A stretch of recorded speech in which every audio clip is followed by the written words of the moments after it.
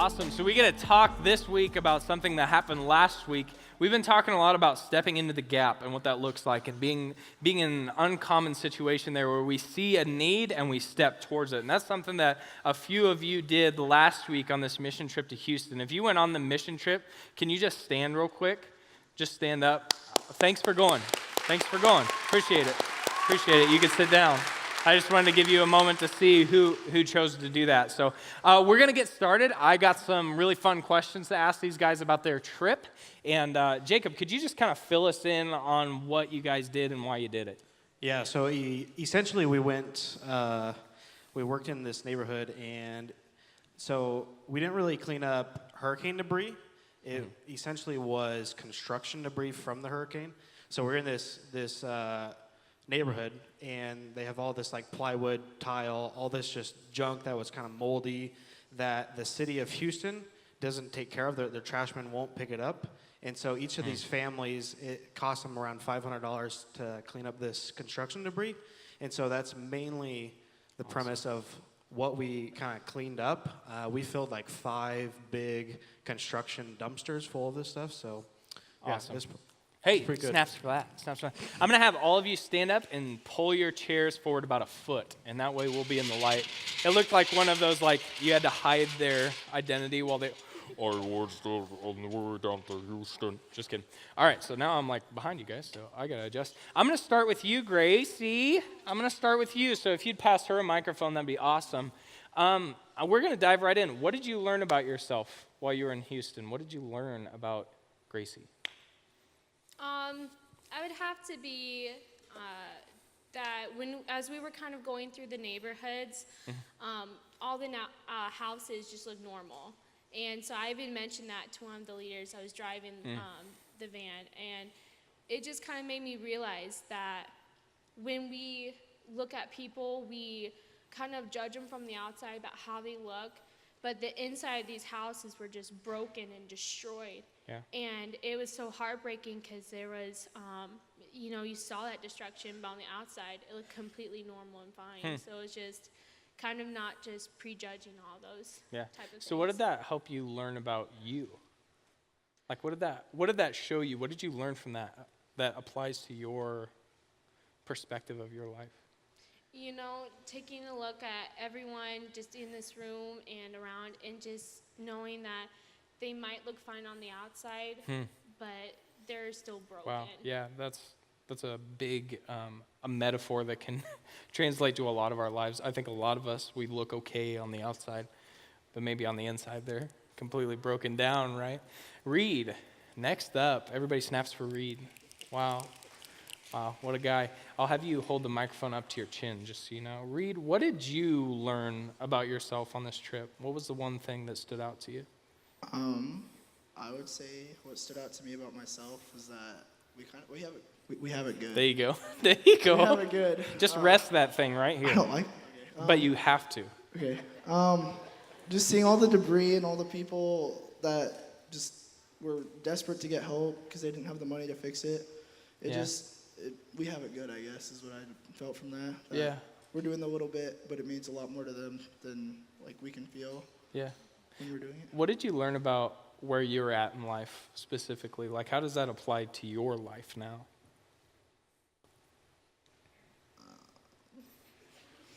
So how does this apply to my life? Yeah. Like, you said you're more thankful for things than you thought you were. Like, what does that look like in your life? Just doing little things here might mean a lot more there. So Nice. I feel Awesome. Thanks. Yeah. Brian. Everybody snaps for Brian. Brian, a lot of these students might not know you. If you would introduce yourself and kind of tell them who you are, what you do, and your role here at the church as an elder and what that looks like, and kind of put it in their terms of how they would understand your role. My name is Brian Stutzman, and I am a battalion chief with the Grand Island Fire Department here. Been with them for 33 years. So here at the church, I serve as an elder, which kind of just helps guide the church and makes things possible for all these guys. Right. So I would explain that elder, the group, as people who are called by God to have this 35,000 foot of everything that's happening here, Element included, and give vision and direction to that, and then pray for not only like Josh Jacob, but I always want to say Josh Jacob Jingleheimer Schmidt when I and all of us that are leading ministries, but also for you guys who are here on Wednesday nights. They're constantly thinking about you guys and what you guys need and how we can help you guys in your faith. So thank you, Brian, for willing to be in that kind of role in leadership, right? Brian, what did you see on this trip that surprised you, that was uncommon about the students here at Element, and especially the students that went on this trip, and like your expectations versus what actually happened? Can you talk to us a little bit about that? Yeah, I tell you, I was very, very impressed. As a matter of fact, when we got back, I told Josh, I said, what I was impressed with is I seen in these kids that went with us a sense of spirituality that I never had at this age. We Yeah. were talking one night about, what we seen that day, and Yeah. and one of the kids said, we didn't see that many homeowners, Yeah. so we really didn't get any kind of reward. But he goes, I know my reward's coming later on, and I just Wow. that floored me. Wow, that's so mature to know that, okay, so what I'm doing right now, I don't get any return for. There's nothing tangible in my hands, no person's hand to shake or anything. But just to know that this is, that's the posture of a kingdom worker, really, Absolutely. is someone looking forward to that reward someday. That's just it. Yeah, we don't want to do these things and say, look at what I done. We want to do it. God sees it, and God's going to reward us later on. Yeah, that's wise. That's wise. And Jacob, then go the other ahead. thing I seen down there too was such a sense of hopelessness. I've been to like Joplin, to Moore, Oklahoma, and where there's total destruction. Yeah, after tornadoes, Yeah, right? And they were, those people, they weren't near as hopeless as some of these people we seen. Yeah. We walked up, picked up trash. That's all we did is picked up trash. They come out and they were crying Huh. because they were so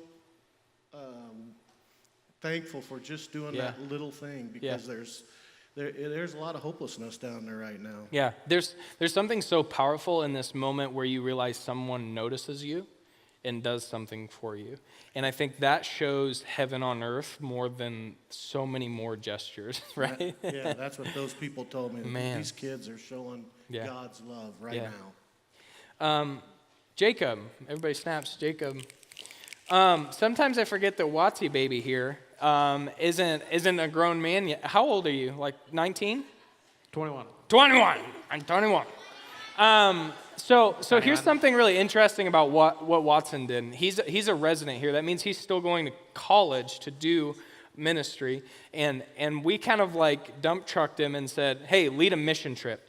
And just like set him up to fail. You know what I mean? But set him up to succeed too, to like venture into that. So here's the thing. There's some people in this room that remember when Watson was in the student ministry in those chairs, right? There's some of you out there. And so here's one of you a few years later doing something like this. So just let that show you that that's possible, okay? You can do kingdom impacting things, and you don't have to, travel all over the world or do whatever. Like Watson, great job. Great job. I know it wasn't perfect. I know someone got some stitches, but, like whatever. What was it like mobilizing the church towards an action of serving? What was that like in your eyes? So like you said, like when I first came on, you guys kind of dump trucked it on me. My face kind of went like, okay. Luckily, I had Michael Stanton was kind of going to partner with me in leading the mission, the student missions program. Yeah. And then he like 3 months before the mission trip, he's like, man, I can't go on this mission trip. I'm gonna have a baby. Yeah. And so he had a baby in February or whatever. But and so like I was. That's the guy's version of celebrating childbirth. He had a baby in February or whatever. Whatever. Excuses, Michael. Just kidding.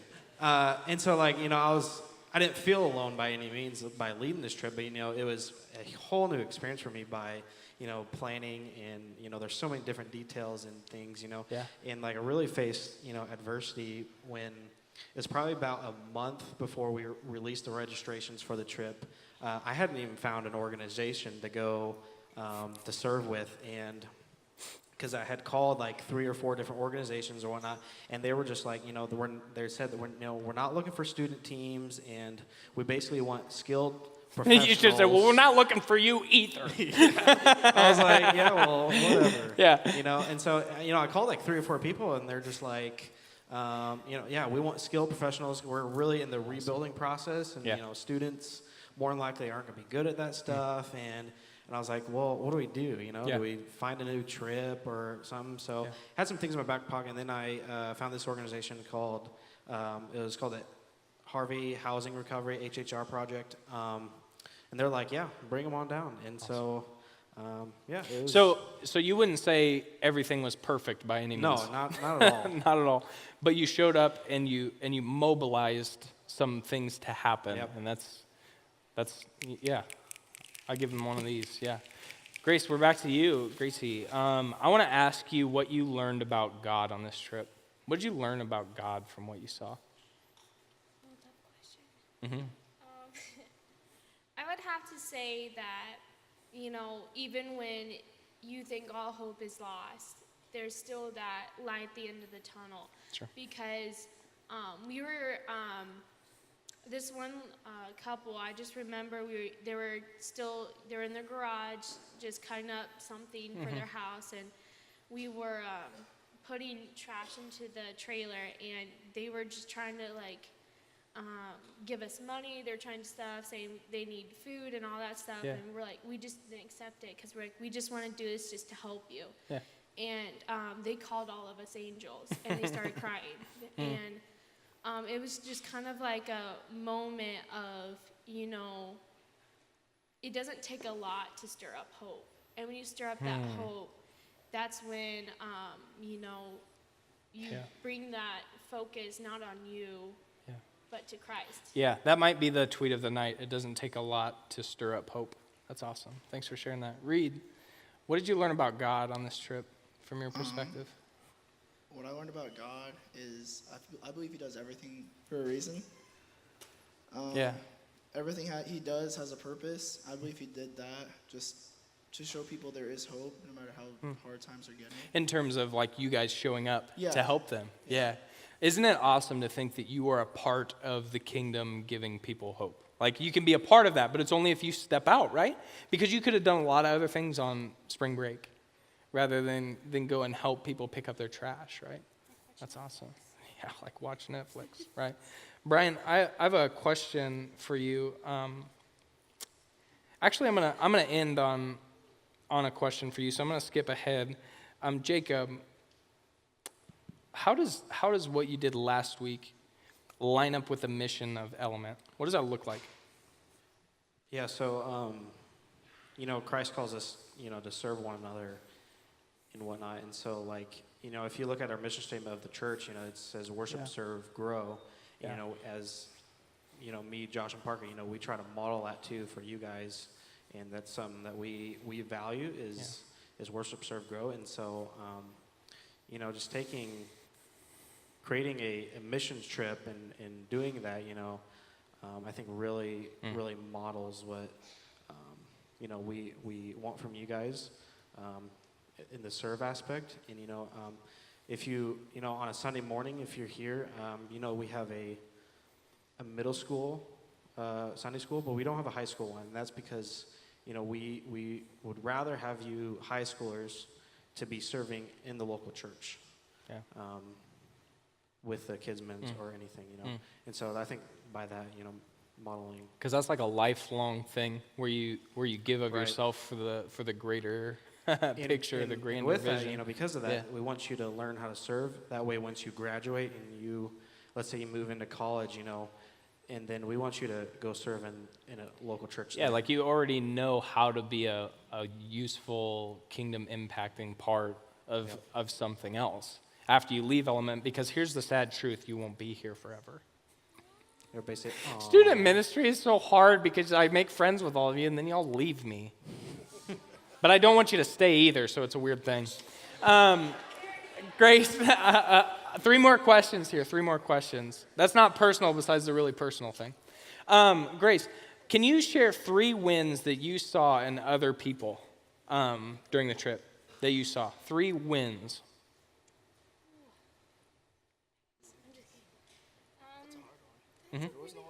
You didn't see anybody on this trip do something great? No, I'm thinking through. Okay, so we'll switch to Reed while you think. Reed, tell us about a few L's that happened on this trip. But you only have a few minutes. You only have a few minutes. Kel kind of fell head over heels for his girlfriend in the trailer. Yeah, He had to get stitches, but he was fine. He was fine. good. Is there anything else that you need to share?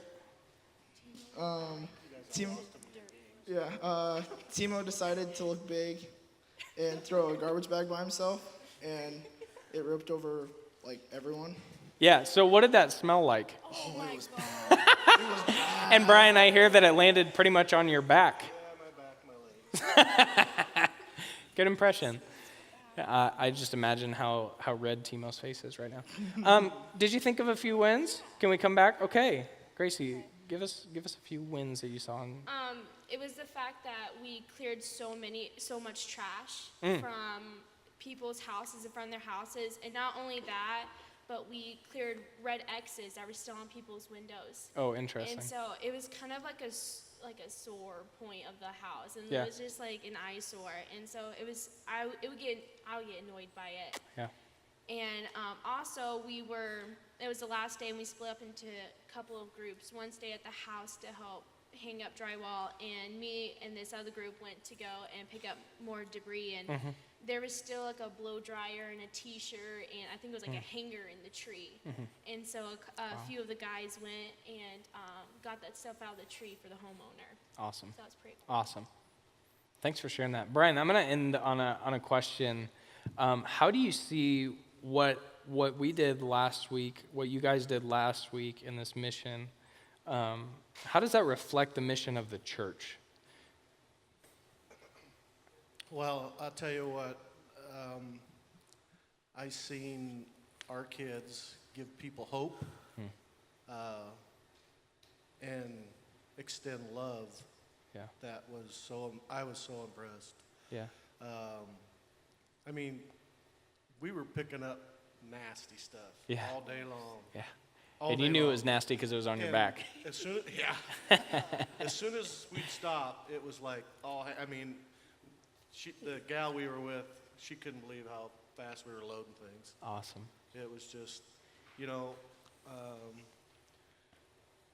for all you that didn't go, it's very rewarding when you see people that have no hope come out and they cry. Yeah. And that's just love. They know that's all it is. Yeah. You can't do this without that. Yeah. So how do you see that lining up with what the church is meant to be? The church is meant to reach the hopeless. Yeah. We're not here for each other. We're meant to reach the people that are lost, that are Yeah. hopeless. Yeah. And we do that through love. Yeah. Yeah, I love that. It's kind of like this idea. It's like we're not here just to form a club. We're not here to just make each other happy, but it's to help that next person have hope, right? Man, that's awesome. Hey, round of applause for... I want to say one thing. One more thing. Shut One it. more thing. Shut it. Why did you even clap? All these guys that went with me, I know I had to let them win once on this game we played. And so I'm sorry, but... Tell us the story, Jacob. Can I say happened? one more win Yes. for the trip? And share what happened, what he's talking about that game. No, you finish your story. You guys have some of the weirdest games I've ever seen. I mean, we're standing on playground equipment with our eyes closed trying to tag somebody.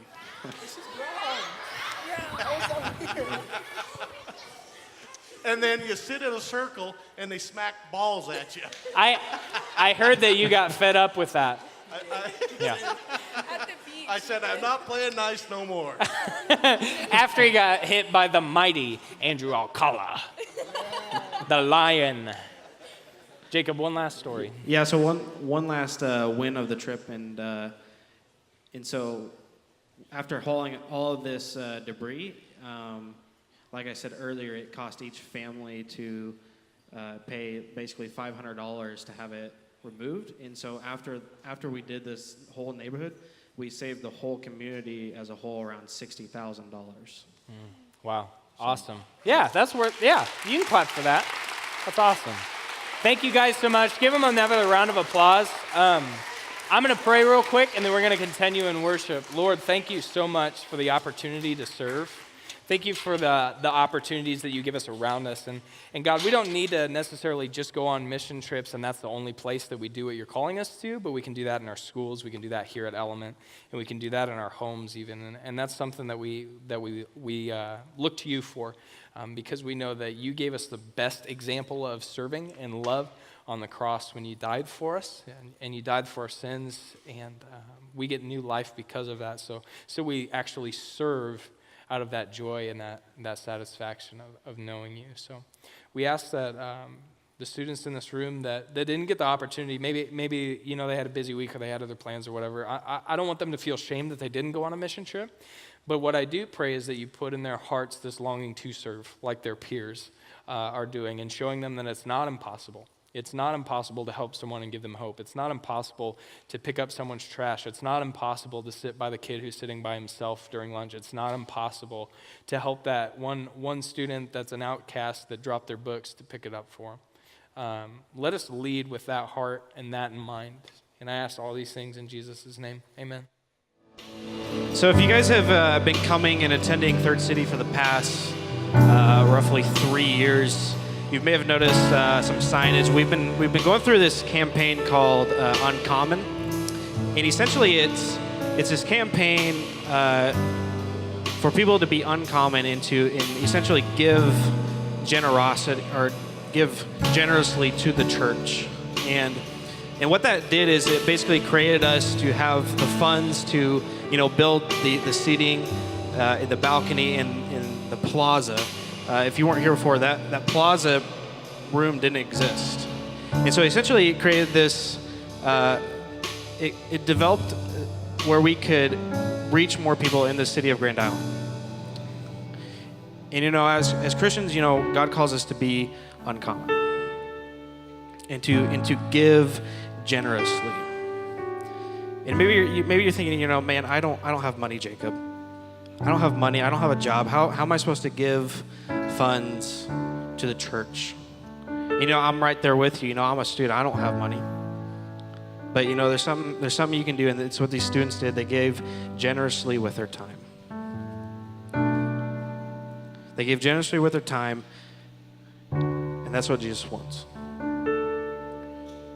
But we're about to sing a song. And it goes, "Here's my heart, Lord." And then later on it goes, "Here's my life, Lord." Because God calls us a life of generosity. And God calls us a life of serving one another. So as we head into this song, I want you to ask yourself, where's your heart at? Where's your heart at with generosity? And the next thing here's what I want you to think about is what is one thing you can do tomorrow to be generous to someone else? What is one thing you can do tomorrow to be generous?